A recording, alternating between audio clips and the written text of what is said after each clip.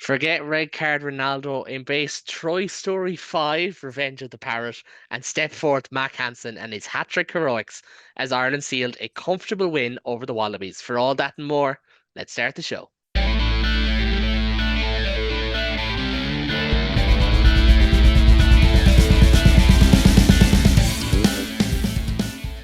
Hello and welcome to the latest episode of the Intro Show, your home for all things Irish rugby from across the professional and amateur men's and women's game in Ireland. We have Adam, we have Ben, we have David with me to look back on Saturday's big win in Dublin, Sunday's win in Budapest, Saturday's other win in Dublin. So much to get into, and one of our guests was also playing a rugby match the weekend. We might touch on that at the end of the show. But Ben, I'm going to start with you because we are going to do what every other rugby podcast this week has done and touch on the soccer first. Read into that as you will. Ireland, they're not going to the World Cup, but by God, that is a moment that's going to be stuck in our brains for years to come. I won't do this for not going to the World Cup thing. I've got my credit union already. I've got my loan. I'm going to America. But like going from the Ronaldo incident, which we best Irish performance for me probably since we last made a Euro since that Italy game. To perform that well against a top five team, I think everyone had the worry of this is what Ireland do. We beat Portugal, we beat Germany, we beat Italy. We then go to Budapest and lose 4-0. But to do what we did for Troy Parrott to put on that kind of performance, Liam Scales, Parrott, Kelleher, 1, 2, 3 in the 96th minute to get us one more day out. I mean, I know a rugby podcast, and we're going to have moments all season where rugby is the standout. But there's not many things like a last minute winner in football that can unite a country and unite people around sport in general. It was just excellent. And coming from, I've touched on last minute heartbreak for my own football team. I love football again. It's been so long.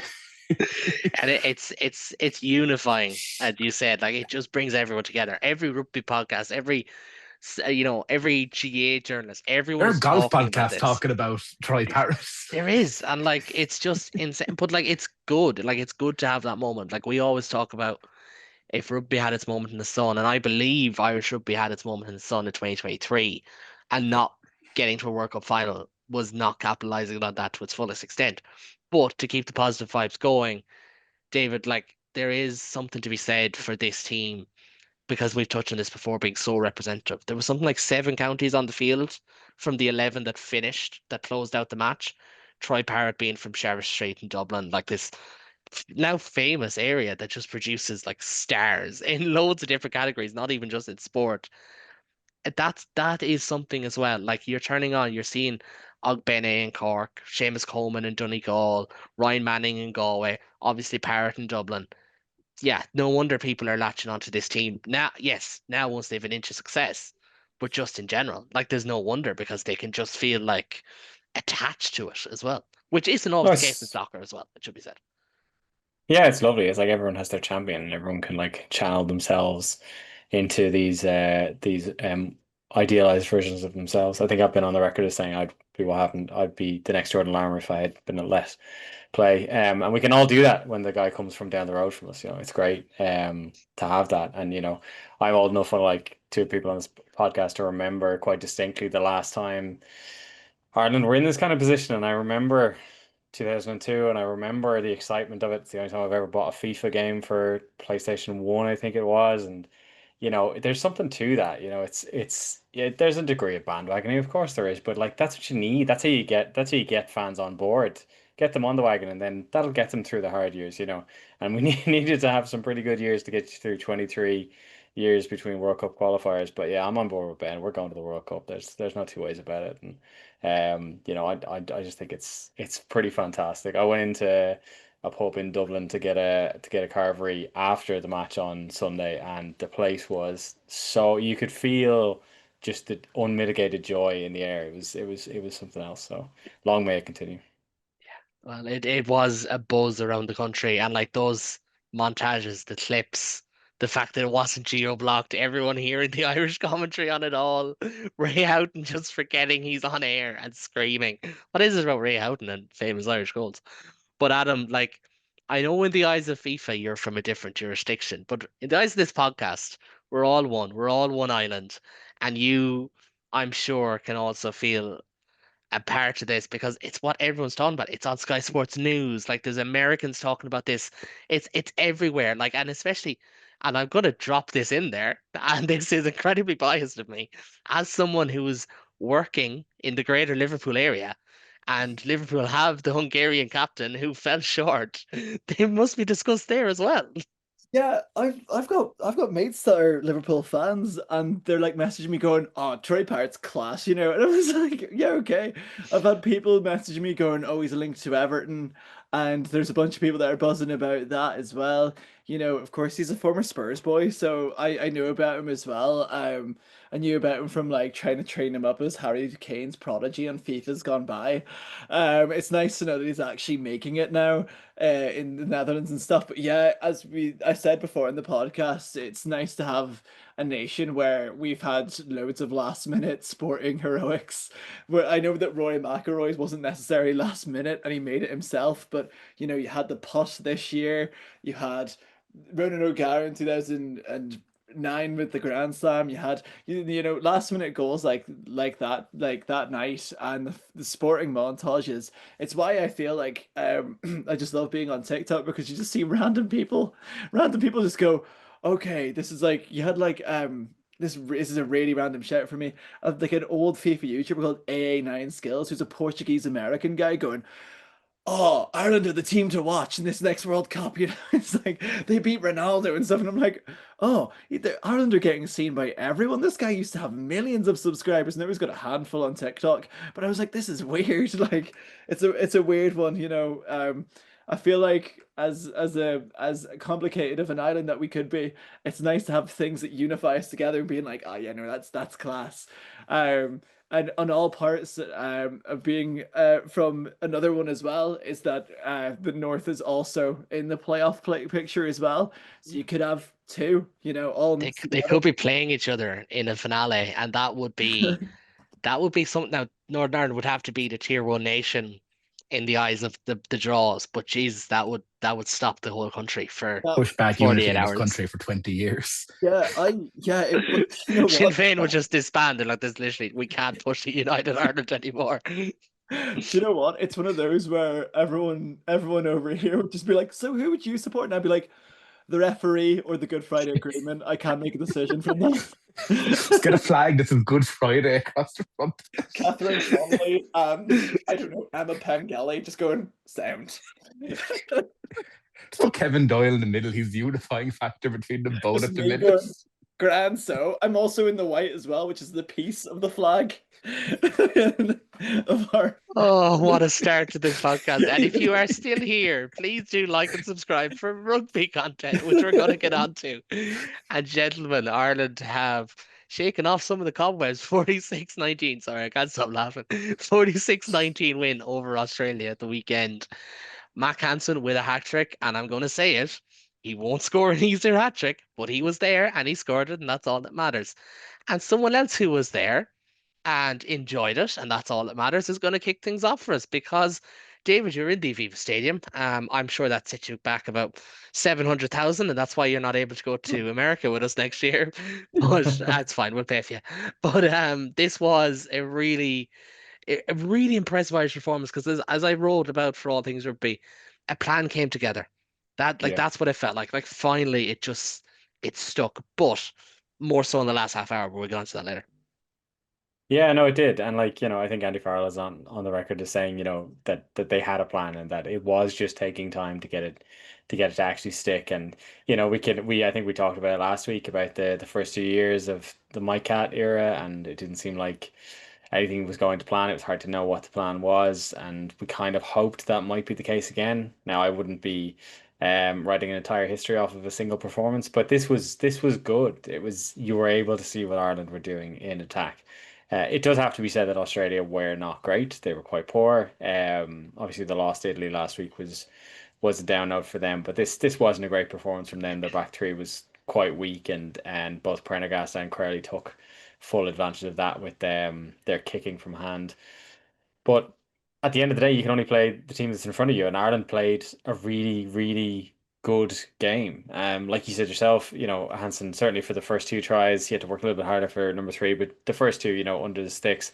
Um, that's excellent play on Ireland's part. You know, the compression of the defense, the quick hands. You know, Prendergast having, I think it was the second try, takes it under intense pressure and just flicks it on and keeps it moving and we get it out. So it's all the hard work further out that makes it so easy for Hansen to get in under the sticks completely unopposed like that. So I think in that sense it's just a really fantastic team try. And Mack Hansen is the sting at the end of the scorpion's tail, and he's ready to strike when that moment arises. So, that which is exactly what you want in that situation. So, I thought that was terrific, and I have to say, being there, I think there was a I didn't realize just how intense that feeling would be that when the teams were being announced, he by far got the biggest cheer on the team sheet, and that kind of gave me a sense for. But when he went across to that first try, I think we just all slightly lost our minds when he went over for two and three, like it just became almost laughable. It was like a The fantasy, third but one, the third one was close to laugh, but like it I was just treated it as like being a series of fortunate events, which it kind of yeah. was. I think I said it to you when you posted the video on it. It looks like Tommy O'Brien put the ball on the ground for him to pick up and run over the line. So it was pretty amazing. But you know, I think the thing I wanted to note about Hansen was the tries were obviously fantastic, and you know it's funny at the end of the first half to be able to say it's Australia 14, Mack Hansen 15, but it's everything else he did. Like in terms of fullback, obviously he's played there with Connacht before. He's played on the wing, many times with Ireland. But it was a really, really strong fullback performance from Hansen. His aerial dominance was superb. His opening move was to catch the ball over his head, two hands. Apparently they can play GA in Australia as well. But it didn't stop there. He just continued to control it so well for I think it was the penultimate try. Crowley put up a very nice up and under, and Hansen goes up and wins it back again, just outside the Australian 22. It really, really phenomenal work in the air, which is obviously exactly what you want to see from your fullback. And then his backfield cover as well. You know, it's always going to come down to a comparison with Hugo Keenan. Keenan is so good at backfield cover that it's something you tend to notice in other fullbacks. I certainly noticed it in Jamie Osborne. Not that he'd get caught out, but there's situations where the ball would bounce and he'd then catch it where Keenan would always be under it. Hansen didn't seem to cover the backfield quite like Keenan, but he always got there when he needed to, and he's definitely nothing got by him in that sense. So I just thought as a whole performance, it was really good. And the great thing about Mack Hansen is that he came up playing 10. You know, he used to play a 10 for the Brumbies. He's played a 10 loads back in Australia days. So he's a good distributor. He's good at getting in first, second receiver, keeping the ball moving. So I just thought it was an incredibly complete performance from him. And I do think that going forward it'll be a question. Because I don't think it was a question as much when Jamie Osborne was there, that Hugo Keenan, when fit, would definitely come back in. Now I think it could possibly be more of a question, and it'd be very interesting to see. I think we assume he's probably going to get picked again for the South Africa game. That's obviously going to be a much sterner test, to see how he goes there, because it could be a genuine fight. And I think it's easy to forget with Mac how young he is as well. I think he's only like 26 or 27. So to have another person in that kind of age bracket playing that kind of rugby in the back three would be excellent, and it could even free up someone like Jamie Osborne to shift forward into centre where there might be no more need. So it just opens up a lot of flexibility. If we got Jacob Stockdale on the left wing, we'd have a back three who were all under 30. That'd be a lovely thing. So I thought it was Don't tell your James Lowe blanket. James has had a great career, but time comes for us all, I think, as I was saying that to Adam, I'm here to say. So I just think it was a phenomenal performance, and I think through his performance he's created depth where I don't think we would have necessarily thought we were going to get it at this window. So I just thought that was phenomenal. The other big standout for me was the line out. Obviously, it was such an obvious weakness for Ireland going into this game. In the last few games, it's been such a source of frustration. And we've said this before, it's such a frustrating thing to have where your line out should be a platform, particularly when you get it off the back of a penalty. It should be something you can launch off of. And to not be able to rely on it really saps your game. I think we went 100% in this game, which is exactly what you want in this kind of performance. And then to add into that, Ryan Baird, who just seemed, it's something he's been doing for Leinster for a while, but it's great to see him doing it at Ireland level again. He was just able to, it's like he knew what Australia were going to do. And I think he got 3 steals in the end. So it was a phenomenal performance, both to be able to tighten up our own one. And I think anybody who watched will have seen Ryan Baird. I think he threatened to fight the journalist who called out Paul O'Connell in a press conference. So to see them tighten up their own line out and then add that kind of disruption to the Australian line out was really phenomenal, and I thought it was a really good performance from Baird, and a very interesting performance from this new kind of shifted up Irish back row with Captain Doris at 7, who I thought also had an excellent game, and the always brilliant Jack Conn at 8. So yeah, no, I thought like Australia, obviously the caveat is that they weren't great, but Ireland played exactly the game they wanted to play on the day, and they played it really, really well. So I think it was a really promising performance, and particularly going into next week, it just makes you really excited to see what else they can do. Yeah, absolutely. And I think that Mack Hansen depth point is intriguing because he adds depth, but at the same time, you're also like, well, at least we got two fullbacks to have had a look at. It's not the fact that like one has stood up. It's kind of like similar to like Paddy McCarthy. It's like, okay, we've had a look at two props this year on the left side. We've had a look at two fullbacks here. For instance. So I think that's what really impressed me. But he was excellent. I wrote about it and I discussed this in a different podcast. Like you always have a fear when you do a preview analysis wise of like, what if I turn out to be so wrong? Like so badly wrong that people hold it against you. But like straight away you're like, oh, Max in his groove. Like this was World Cup 2023, Mack Hansen. In an Irish performance, with the exception of maybe three or four players, I think they were fine for the first 15 minutes, and then the last half hour they were really, really good. But one of the players who was really good the whole way through, kicked phenomenally.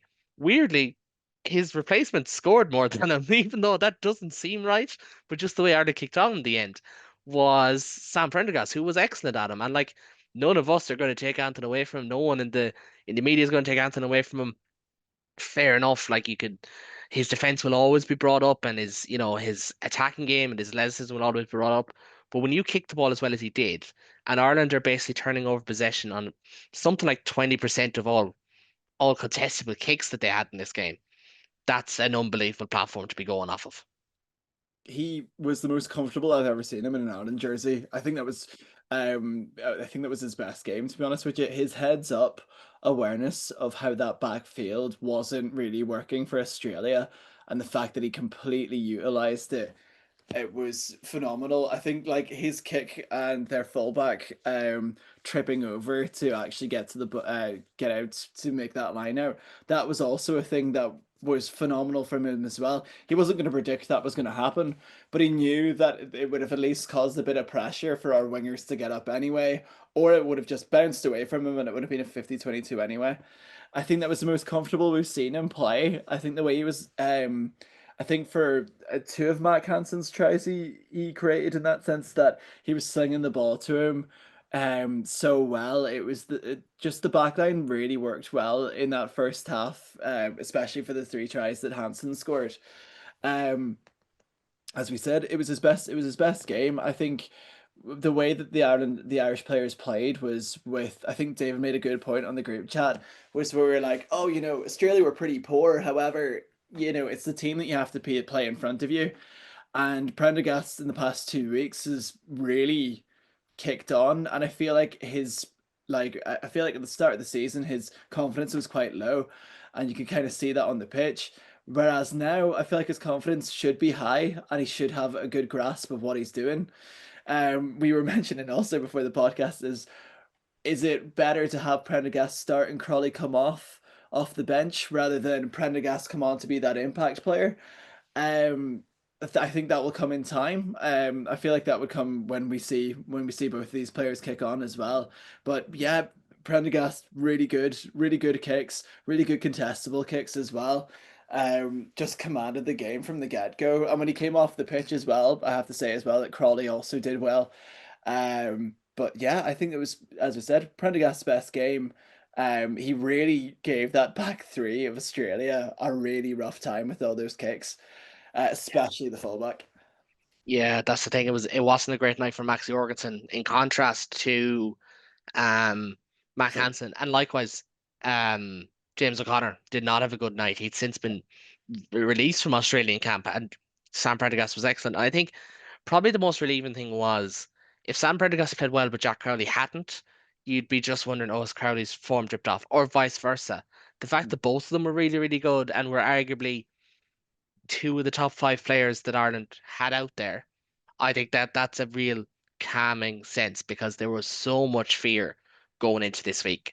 Now, the fact that the whole country is riding on a cloud, it's a little bit different than in South Africa week. But Ben, we have to mention, when we mentioned Prendergast, we mentioned Jack Crowley, the bench. And I'm going to hold my hand up here. I have been so critical of Andy Farrell's use of the bench in recent years, but 7 subs were on before the final 20 minutes. You know, you contrast that to Scotland, who only used five.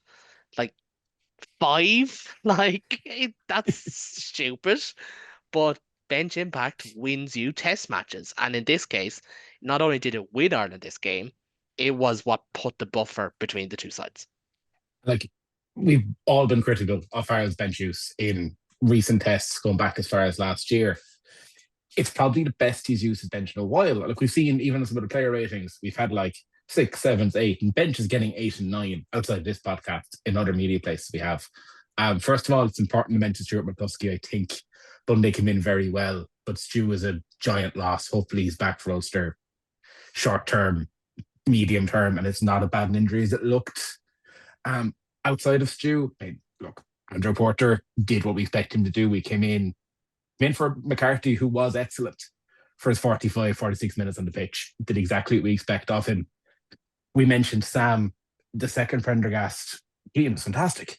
He carried everything. He was lucky not to score himself, not once, not twice.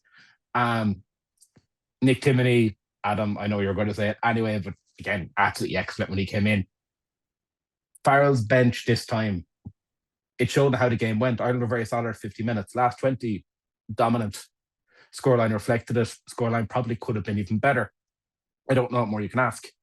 Ideally, we see the same bench use again this weekend, because Crowley, Sam, something that we will discuss. I don't know who you put in to start, but if we can have the same impact for the last 25 minutes, half an hour, we'll hopefully see a similar result. Yeah. And let that continue through his national team going forward. If Farrell's happy to use his bench this way, I'll stop being critical of him. But that's the thing. Like, the question marks around Farrell, some of them, no more than every other coach, some of them are incorrect, like flat out incorrect. I don't think it is wrong to say that Andy Farrell is conservative in how he uses his bench. Statistically, Ireland were not necessarily the first to go to their bench every single week. So, it's a fair game. But in saying that, you have to give him praise then. And similarly, you have to praise Paul O'Connell for the lineout, and you have to praise the selection of Mack Hansen at 15. Like, these are things that were genuinely game changing in this one.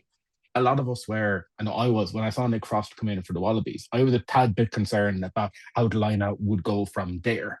He's a game changer. We saw it on the Lions test. We've seen multiple Wallabies tests. He can change games. He can fix lineouts. And it's a credit to Paul O'Connell to go from the 2 weeks that we saw to the weekend when Wallabies bring in a disruptor, bring in a battering ram at lineout time. It didn't affect them. It stayed as solid as it had all game. Same at ruck time. Same at maul. Genuinely excellent across the board. Yeah, it really was, and that's the best part about it. Like, we have to discuss Australia as well, like, just really briefly, because this was an Australia side who, only lost the Lions tour on aggregate by a couple of points. They had a big win down at the Highveld in the summer over South Africa, but they've now lost 3 autumn games in a row. One against Italy, one absolutely trounced by Ireland in the end. And I suppose I'll start with yourself, David. Like, having been there, they just never really seemed to pitch up. Like, lads like Swiley wasn't really at the pace of the game. Valentini looks like the rumors, and that he is playing through an injury, and already without Tupou, already without Skelton. It was just a hard watch, wasn't it? Yeah, it was a bit rough. Now, I will say that it was probably a little bit frustrating from an Irish point of view. Like, when we got to the end of the first half, and it's only a 5-point game, because it didn't feel like that. It felt like we were all over them, and so I think there was no. I think the first 10 minutes of the second half, I was a little bit of the, well, we do need to score to actually, guarantee that we win the game.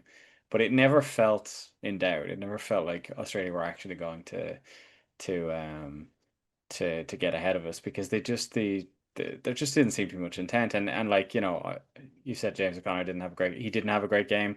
I have a lot of time for James O'Connor. I do feel like he's been a little bit hard done by to be took by the wayside so fast. But um, they just didn't have much intent, and it's been a long season for Australia. That's also a factor as well. So, if anything is made of some teams in the Northern Hemisphere being undercooked going into this series, the the opposite is that the Southern Hemisphere lads are coming out of a long test window. So I'd say they're fairly tired, but they looked tired. They never looked like they were going to do any real damage to Ireland. I did say, and I would stand by this, that I think their loss to Italy last week, it was definitely poor, and they're going to rue it, and it's obviously a famous victory for Italy. But I think it's more marked of where Italy are. If you look across that Italian team, certainly their back line, to a man, with maybe the exception of scrum half. But Varney and Pazzarella are both excellent players, like Garbisi to Ioane, Brex, Manicello, um, Lina and Capuozzo. Like that's a really lovely back line. I think any of us would love to see those guys out there. So I will give that more to Italy than I'll take it from Australia. But yeah, it's been poor. It's been poor from them the last few weeks, and it is disappointing to see, because I know we watched the Lions series, actually myself and yourself watched the Lions series together, Kellen, and like they finished that so strong and it looked so promising. And I think there was um a lot of kind of pity that Joe Schmidt wouldn't be carrying them through to the World Cup, because it felt like if he did, he could really put something together and they could be a really strong force. And it's really disappointing, considering how well they played in the Rugby Championship as well, to have been like genuinely competitive in that competition, right up until the last week or two. That they have had such a poor end to the season.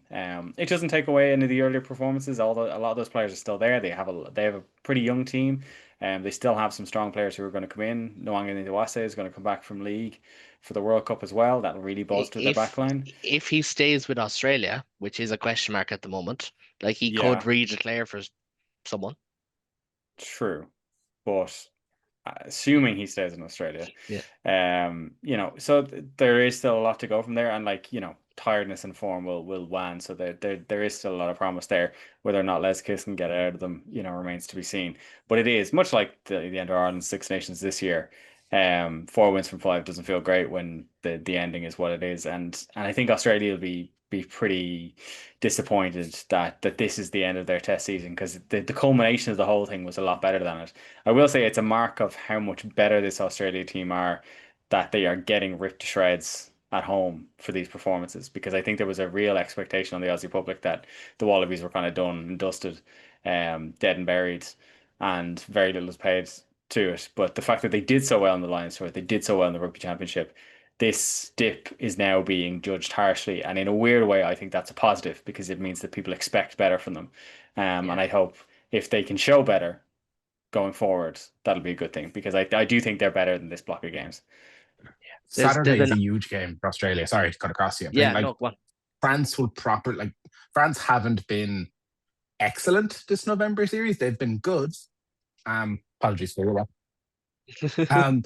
But it'll tell us an awful lot about Australia were poor against Italy. They were levels of poor against us on Saturday.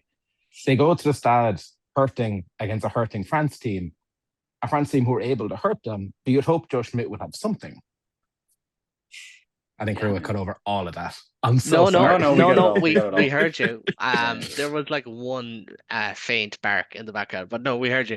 But I do think that's all very fair, and I think to your point, David, it almost feels like it's the eye of the storm. Like everything was just going so badly, then did these really good like 5 weeks in the summer, and then it's just going really badly again. And you can ask about coaches. I know Adam probably has an opinion on Les Kiss, and David, you probably have an opinion on Joe Schmidt, and I don't think they're going to be the same opinion, but it is a pity to see. And like, I might actually do this now, because obviously we're an Irish show, but looking at all the countries at large, because we haven't got a chance to do this in recent weeks, where do we think Ireland stack up at the moment? Because we have England, who are on a 10-game winning run, which is kind of insane. France probably played the best game of Test rugby of the year against South Africa. We have Scotland, who I could nearly skip past after that performance against Argentina, with no respect is due after that capitulation. Wales have just won a game that feels like they're Everest because they turned over Japan. Italy obviously had that huge result and backed it up for large passages against South Africa. And then we've Ireland where, like, realistically, we were never going to judge Ireland's autumn on this Australia game. Do you know? So, like, Adam, I'll let you start it off. Like, where are Ireland at the moment with a game to go? And yes, it's the biggest game to go, but where do you think they're at? I think even with that game to go, I think we're like fifth in the world. I think we're behind. We're definitely. I think England have built well for this World Cup coming up, and I think that New Zealand game really proved that when they brought on. I think their bench use to sort of take away that aspect of the All Blacks bench completely worked for them. They just basically stacked their bench, and when you look at their age profile across that squad, that team, that core of that team will go on to that World Cup. I also think New Zealand are ahead of us as well. I think we're about fifth in the world. I think France, South Africa, England, New Zealand are above us. And I think that's a fair representation of where we're at the minute.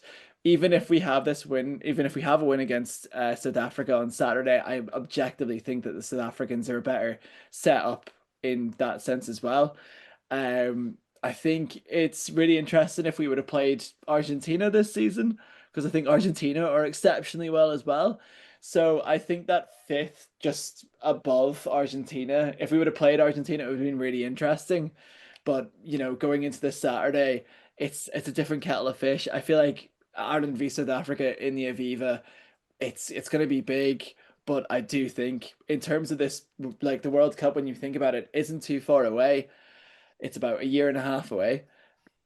I think we're about fifth. I think that's a respectable level that we're at.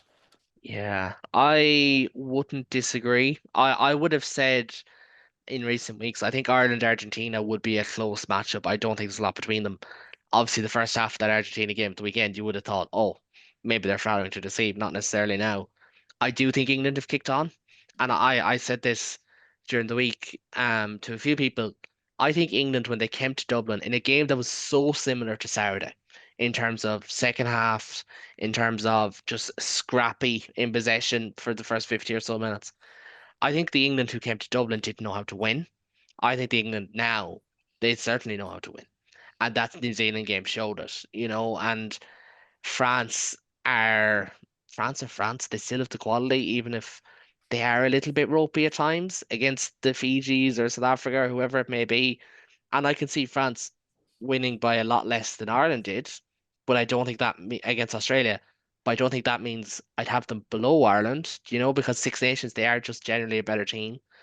So it is interesting. And I suppose, Ben, like, obviously the Six Nations is miles away. Like, England could lose Maritoje and I don't know. I'm trying to think of a very good example. Maritoje and Ben Earl, for example. And you're like, oh, they're not Six Nations favourites anymore. But right now they are. But on the flip side for Ireland, after the New Zealand game and the Australia game, and with the expectancy, most people are writing them off against South Africa. You're kind of at the point where, like, okay, this is good, but it's probably not where we want to be. That's probably Yeah. not unfair, is it? No, but like based on what we've seen this autumn, I think you're not gonna agree with me on this. Like we have a clear top three of England, New Zealand, South Africa. They're 1, 2, and 3 in the world right now. I don't think there's an awful lot between Ireland and France at the minute. France are Despite the either, Six Nations matchup, you're saying. despite last year's Six Nations, I think a lot went wrong for Ireland in last year's Six Nations. I think if we were to play France now, I don't think there'd be an awful lot between the sides. France are either the best team in the world and they're missing Dupont, which is a huge caveat, needs to be put there. They're missing the best player on the planet. But I think Ireland can take France. I think it's 50-50 between the two of them. And then you've got your Australia, your Argentina just below that level. Am I happy where Ireland are right now? No, probably not. Do I think we should be top three in the world? Yeah, and we've got the resources to do so.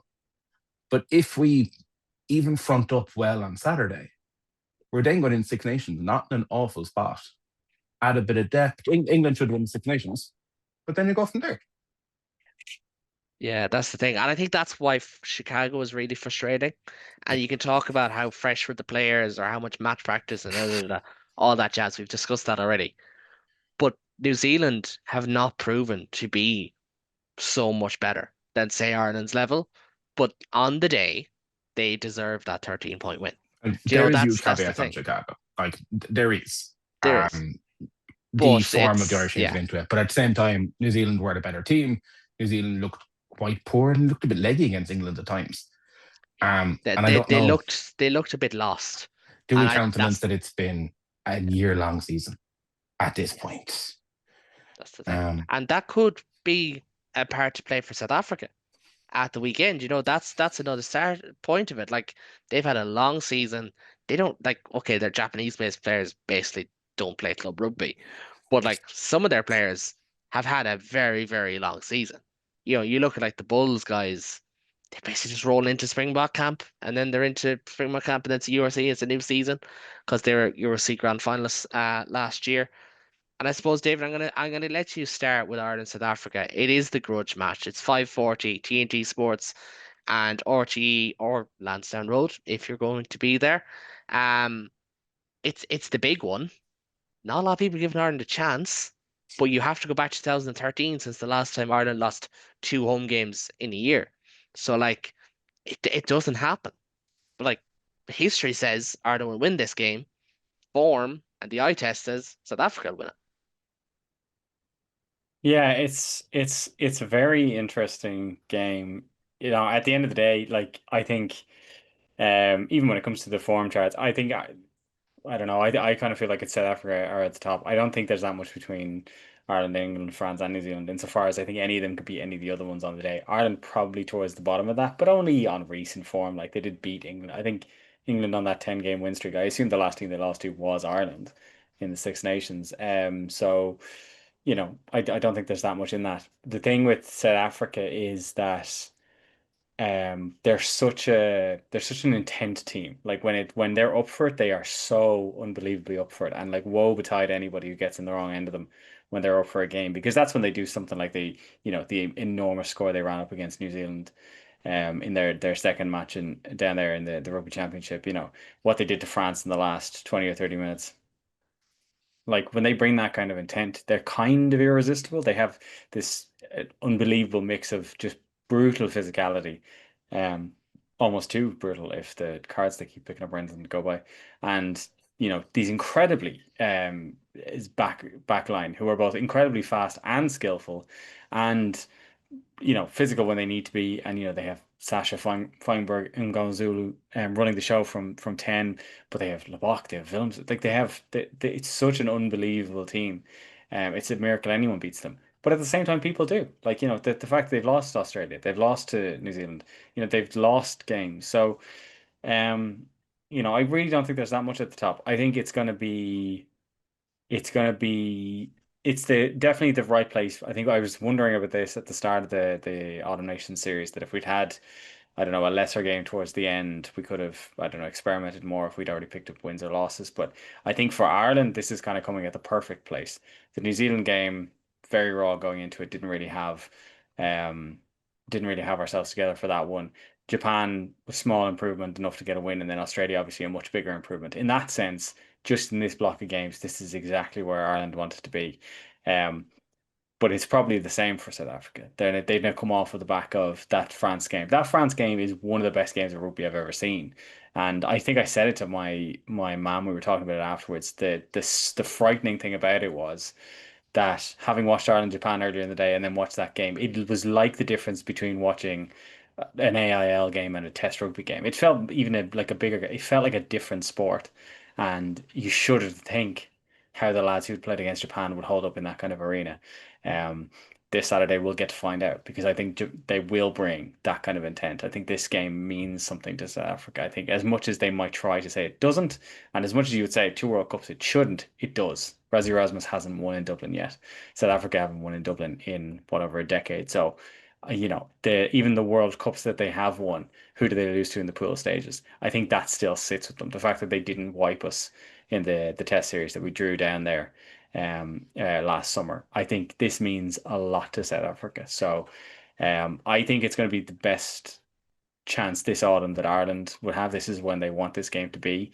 but I think it's kind of lined up perfectly for South Africa too. I think it's going to be brutal. I think it's going to be um, tight, and I'm really scared to see what happens, because if the South Africa that showed up in the last 20 or 30 minutes against France shows up, I don't know that any team will be able to resist them. Um, but yeah, but if Ireland can continue building the way they have for this series, I think they can definitely give it a whack, and it being at home in Ireland should be just that little advantage. So I don't know. I don't even want to call it, because I think it's going to be an incredibly tight game.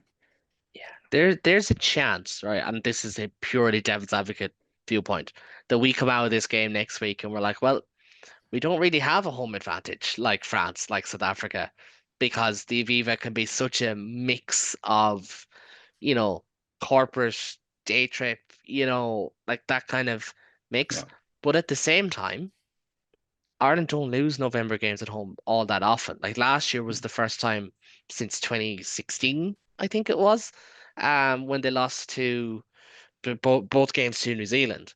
Like it's history says Ireland, form yeah, says South Africa, and as you said, like touching that World Cup game, Ireland met them emotionally. They pitched up. yeah, Same down in Durban. The only thing is, and you include the 2022 game between the two sides, South Africa will feel like they should have beaten Ireland on every single game they've played against them since 100%. Razzie took over. Yeah, Like they didn't have their kicking tee in their kicking boots in the Aviva last time they were here, and they were made pay because they could not apply scoreboard pressure when they needed it.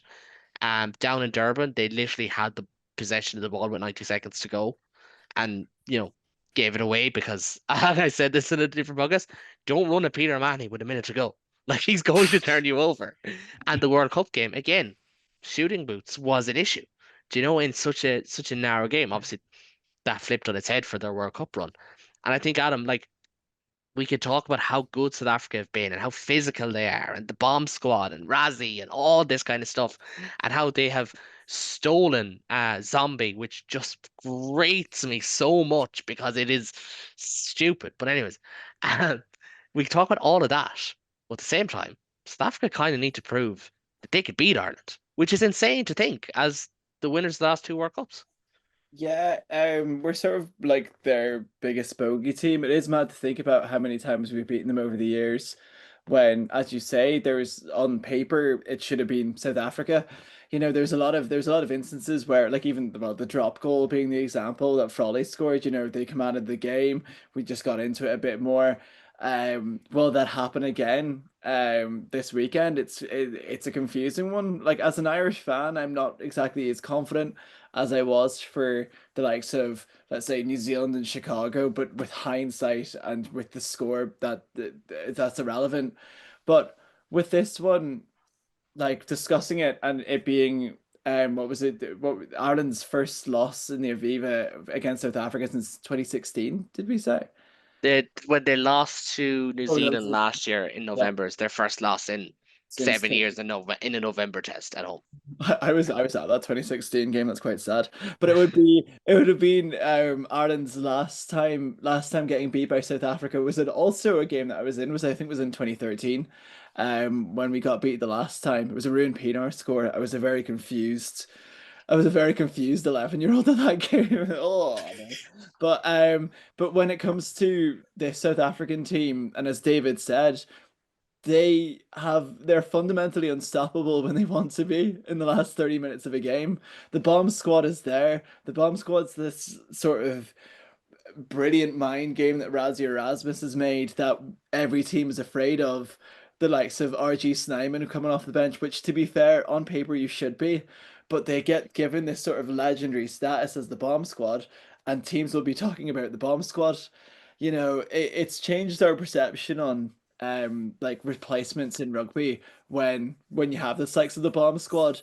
And then I think it was my mate in Manchester said, oh, all the Aussies call our English bench the palm squad. And I was just like, right, okay, so are we just gonna make this a thing now? But yeah, I was like, which I found was quite funny. But yeah, I feel like it's a really weird, like, sort of blotch on Razzie Erasmus's record of, how many rugby championships, how many World Cups, but he's never won in Ireland. since he was the Munster head coach, which is like just bizarre. It really is. And will we see a big, massive reaction? Do you know the way that we get with Razzie Erasmus and Felix Jones after they won the rugby championship, where Felix Jones is just sitting there in a t-shirt that he was in the day before, and Razzie Erasmus is there with 2 cups, going, "Oh, I love winning." We don't know. I feel like we're gonna get him. I feel like we're gonna get a massive reaction if they do win. But if we win, will we be claiming back the rights of Zombie? Would next week would we all be wearing Ireland jerseys and saying how class we are?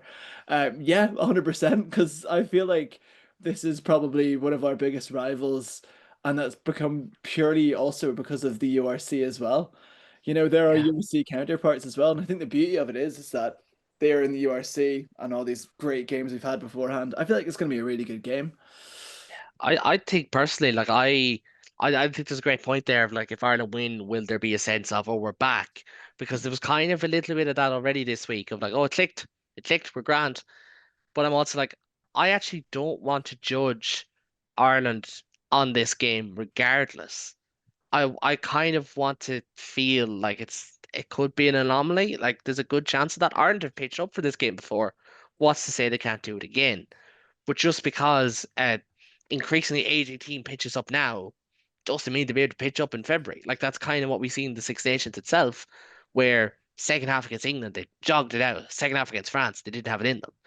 Like I don't want to get dragged down by it all when it comes around. And I suppose like Ben, like that's part of it. Like if you said to me at the start, what games are you judging Ireland on? I'd have said New Zealand and South Africa, not the other 2 games. They should beat Australia at home. They did convincingly. Whereas now, as it comes around, I'm like, well, there's a good chance that Ireland, maybe lose by a couple of points and they get celebrated. But I'm like, it is last game of the year for South Africa. Maybe, and I'm not trying to be too critical. Maybe it's not the game we judge them on. Maybe Chicago is, but then you have the context of players haven't played, some guys' first game, and it's like, so it's a really tough one. If you know what I'm Yeah, trying to get like at if we're there. talking a game to judge Ireland South Africa on was probably the World Cup group game when both teams were fully loaded. Ireland came At their out of what best. was a titanic game. South Africa were also at their best in that. We came through what was an excellent game. Do I think Ireland will win Saturday? Probably not. Do I want to see a performance? Yes. I want the line out to function. I want our back play to work. I want both our tens to play to the level we know they can. If that's not enough to beat the Springboks, fine. It's the third, fourth international game this team have played after the majority of them were in Australia for the entire summer, came back and had a very tough start to the URC. It isn't the end of the world if we don't win on Saturday. If we lose, the Springboks will order over us for months and months on every social media known to man, and they'll re-record Zombie as Razzie like Live Aid for Christmas. Fine, let them do it. If this lets us build to the World Cup, if this lets us see our depth and lets us go from there where we can take on the Springboks in 2 years' time and win, fine. What harm? I won't be in the way that we shouldn't be saying if we lose, the sky is falling down. If we win, we also shouldn't be calling it the greatest win of all time. We build, we go again. I said in your podcast previously, the All Nation Series is what it is. It's like the Nations League in football. You park it, you put it over here. It's a building block. Yeah. I don't want to see if Ireland win by 10 points, statues being built a la Troy Parrott on Sheriff Street. Take it for what That it is and go from there. that's exactly it. And I think some of my response to what I was in terms of what I was saying was I just don't like the idea of, oh, we beat Australia, everything is fine. It's not Yeah. necessarily. Do you know what I mean? And I want the context to be applied. And I think when this game comes around, if South Africa win by 30 points, or they do something like what France did last year, where it's like, oh my God, last half hour, what the hell just happened? Cause for concern. But also at the same time, I came into this November, wrong month. I came into this November asking for rotation, for a fresh feel, for different selection. To win one of the 2 games against New Zealand or South Africa would have been an aim. So if Ireland win, and even if it's just 10-9 in the worst possible game of rugby you can imagine in the frost that is impending for Ireland in the coming days, do I think that would be job done? Possibly. Whereas if Ireland win 34-14, I think that may be worse. And I don't know. Yeah. And maybe it No, is you're just right. that response to This should be a building block. We it saw should, even the yeah, bench last week. We got people in, we got players in, we saw rotation. With McCluskey starting at centre for mm, multiple games this season. He's now a legitimate option to start games. That's what this should yeah. be.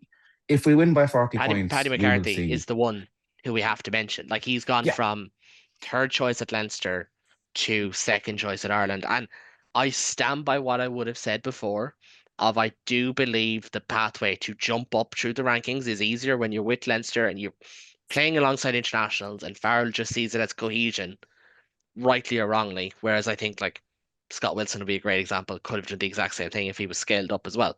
But he has stepped up. He has yeah. provided something. Osborne, Hansen, McCluskey. I mean, to a certain degree, I think Crowley and Prendergast both playing well in all of their games is a factor there as well. So, and Ryan Adam, Baird. you're dying to jump in here. Huh? I'll let you go in. Like there is all those as well. So when we come to this conversation next week, they'll all be parts of the conversation. Yeah, Ryan Baird on paper in this Autumn Nations tour, like Autumn Nations setup. I think I've said this before, like in the preview. I didn't have him down as a player that I was going to be necessarily excited by. I think he's been phenomenal. I think he's been really good. I think he's really put his hand up. I think he's sort of proved us completely wrong. I think I said at the very start of the season as well. I know he's only played one game, but I said I didn't feel represented by the likes of Gus McCarthy. However, he proved himself against Japan in that that bench game. I'd like to think that he listened beforehand and just went, "I'm just going to prove Adam wrong." But yeah, I feel like there is notable players that we can point out and go, they've had a really good Autumn Nations, and I feel like, as we said, I feel like I agree with you completely with, would you rather be a 9-10 or a runaway game where we're thinking, oh, this tried and tested system completely works. This sort of little spot of it happening completely works, but it didn't work against New Zealand. Do you know what I mean? And we saw how poor New Zealand played against England. We're going to have to speak about, is it going to work against England now? Do you know what I mean? It's not necessarily, is it going to work about France? It's going to be, is it working against England? And what England have done is they've built this really youthful team full of players that are quite, they're all from different teams as well. It's not exactly cohesion because they're all from different teams and they're all working really well off each other. And that's what's terrifying. Ireland don't really have that at the minute. We need to build that sort of cohesiveness between the provinces and be comfortable in different lineups and different matchups as well. Because look at England. I feel like it was something stupid. Like they had like most of their premiership was like represented that day. I think it was like the likes of Newcastle weren't. But look at that, and then see what they can have, and see what we could have. Do you know what I mean? It's mental. Yeah. And credit to England, like, and I don't want to praise them too much, but as you said, like, it would be so easy to just stick with Finn Smith Yeah. and have him beside Mitchell and Dingwall and whoever else. But they have gone with forward, and look, my own opinion is that George Ford decide. Um, like if these are the decisions Ireland aren't making, but again, that's probably for a different day. That is for Nations Championship 2026. That's when we want to be having those conversations, and we want them to be adjusted then. If they're not, if we're having the exact same conversation next year, there's a problem. Oh, like Yeah. ultimately, there's a problem if we are, but it is now. It is the here and now, and ultimately, I want Ireland to beat South Africa, and we all do. But whether they will or not is another thing. And David, I'm going to let you start things off in the predictions. I don't think any of us are going to say it's going to be more than one score game, but which way for you? I'm gonna go Ireland by 5. I like it. Well, you are the leading tipster in this show so far this year, so maybe that's why. Adam, Ireland or South Africa to round out the Quilter Nation Series? I can't wait for my pint of quilter whilst I'm watching this. I feel like it's going to be a 3-point game, and I would love it to be a drop goal for Ireland again. I feel like that would be somewhat poetic, in our rivalry, and I'm going to say it's going to be by Mack Hansen. That's how wild I'm going to go for the game. Oh, now I'm asking myself, how have I the same amount of predictions as this man? That's the bigger issue now. Then we've got two for Ireland. South You've got Africa are the three. bookies' favourites. You've got three for Ireland. Ireland by a score. This is giving me Chicago Come all over again. The Aviva plays a All part. all I can Oh, say is Troy Parrott has a lot to answer for. Troy Troy Parrott. Parrott has a lot to answer for. We'll start Oh, what a Catherine. man. We'll start What a man. Catherine Conley at 10, Troy Parrott at 9. All in this Oh, together. Lord. I I always want Ireland to beat South Africa, and there's an online element to South Africa, of course. Don't get me wrong, bit of an animal, great guys, like Ruby Bits, who I've done some podcasts with before in the past, like great people, but like it's just there's something about them. Like they are the England of 2025, like what we would say of England. As Irish people, we're allowed to say That being that. our before them being our whole comment section now. Oh, no. Famously But restrained bunch of lads. You reckon it's a South African rugby knot? oh yeah, Reckon rugby because knot might be South African. okay, lads, leave it. I've told you before, don't address people by their handle online. I want Ireland to win. Look, selfishly, because I've spoken to the man, I would love to see Sean Klein playing in this game. Win, lose, or draw for South Africa, I'd love to see it because I know how much this fixture would mean to him and how much it did at the World Cup. I I just feel like, and I have felt this for a while, that South Africa are just tiring as the season drags on. They've won the Rugby Championship. They've won in Paris again. They've beaten New Zealand. Do you know, like, what's left? How much of a motivation is winning in Dublin? But at the same time, we keep getting told if anyone can get a response out of these players, it's Andy Farrell. I buy it to a certain degree because history says buy it, absolutely. Also, at the same time, I'm kind of thinking they are getting older. Need some tactical evolution. You need all that as well. And as I said, the Aviva isn't a fortress, even if it is in terms of results. It's not in terms of the actual stats. Bar David, of course. Excuse me. But I am going to go against the smart play here is to pick South Africa because you all went with Ireland. And then if I'm right, then I move up the leaderboard. I'm going to go with Ireland. I said it 3 weeks ago. I do think Ireland will win this game. But I think it's as likely that Ireland win this by 3 as lose by 14 or 13 for that New Yeah. Zealand fixture again. And that's the bit I'm a bit concerned about because if they lose again in another flat performance, you're judging this game based on New Zealand, as I said. So that's the thing. But we shall see. We're all going for Ireland on a Tuesday. To be fair, we've every right to be positive. The entire country is floating on air. Long may it continue. Thank you, Troy Parrott. And thank you to Adam, to David, and to Ben for joining me. We'll be back next week. We're going to recap this. We're going to recap the entire Quilter Nation series, Love a Cold Pint of Quilter, and we'll move on to the return of the URC because in 2 weeks' time, we've got a top of the table clash as well between an Irish team and a South African team. We're bouncing straight back into it. Yes, David, it's Munster against the Stormers. It's not Connacht against the I was just Lions. confused. It wasn't it? For a I didn't. change. I forgot who was top of the table. Yeah, the Stormers, not Munster. Like, honestly. But gentlemen, thank you very much. If you do like what you see or hear, if you like the Munster chat or the Ireland chat or the South African chat or the Leinster or the Zombie or the Troy Parrott or I don't know Where's where Ulster? else we went. Where's Ulster?